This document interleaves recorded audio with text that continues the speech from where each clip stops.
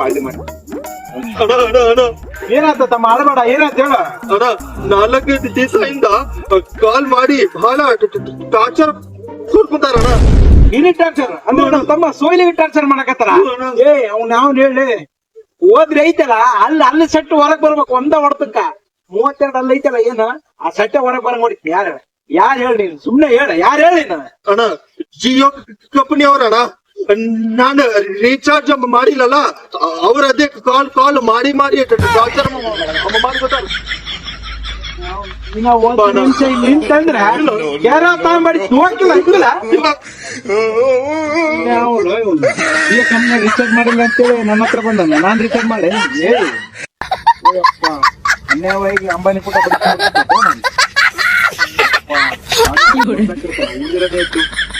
ಇನ್ನೊಂದ್ಸಲ ಬಂದಾಗ ಇವನಿಗೆ